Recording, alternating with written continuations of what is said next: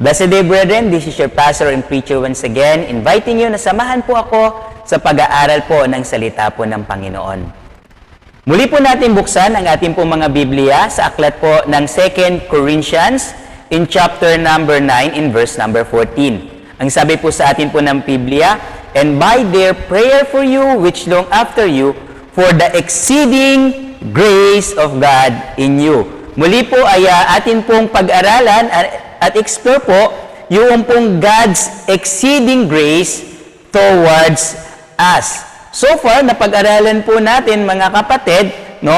Sa talata po na ito, we look at the grace of God. Okay? The grace of God, which is the unmerited favor of God, or in layman's term, receiving what we do not deserve. Hindi tayo deserving nito, hindi natin ito pinaghirapan, hindi tayo karapat-dapat, pero binigay po sa atin po ng Panginoon. At ang sabi po sa atin po ng Biblia, this grace is exceeding. No?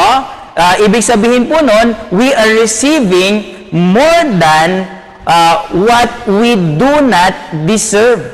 No? We receive more of what we do not deserve. No? Ibig sabihin po nun, God's exceeding grace does not falter o hindi po nangihina. Ang biyaya ng Diyos ay hindi po ito nawawalan ng bisa. It does not fail. Ang biyaya po ng Panginoon, it will sustain us. Ito po ay mananatili. Kumbaga po, sa isang bridge, mga kapatid, no, hindi po ito maggugupo, hindi po ito bibigay. It does not fade away, mga kapatid.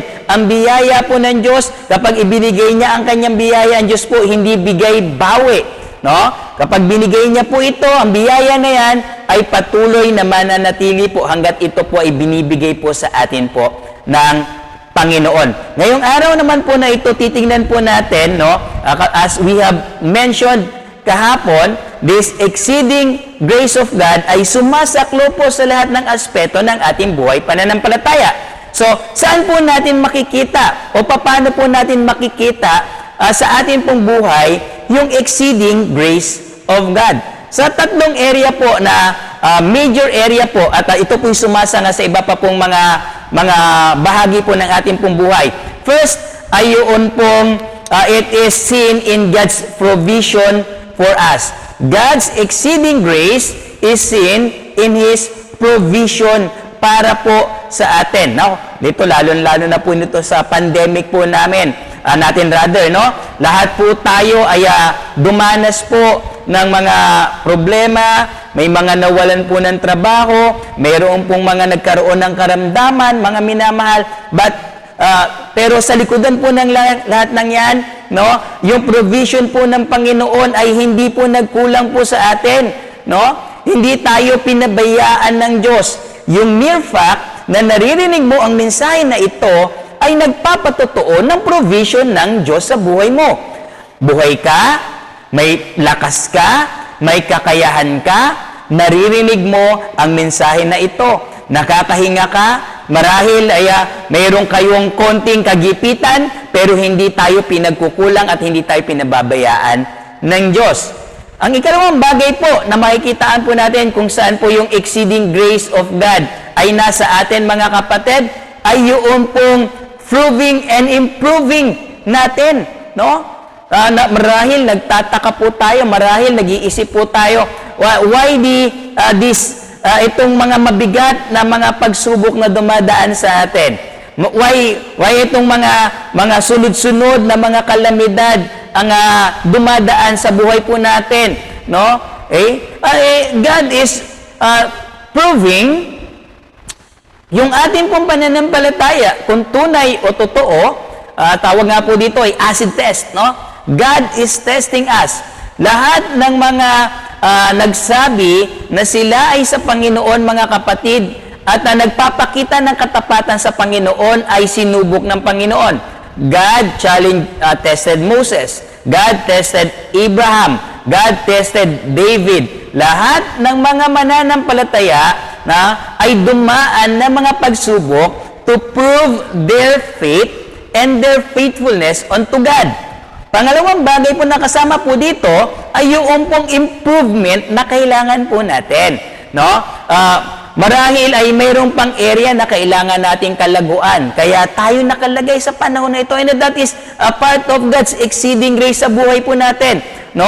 Biyaya ng Diyos na mayroong mga ganitong pagkakataon for us to improve yung atin pong katayuan espiritual. Sa panahon ng problema, no? Sa katotohanan naman, no, aminin man natin o hindi, kapag may problema, diyan tayo mas mapanalanginin. Pag may problema, diyan tayo mas malapit kay Lord. Pag may problema, diyan tayo mas mapagbasa ng Bible, no?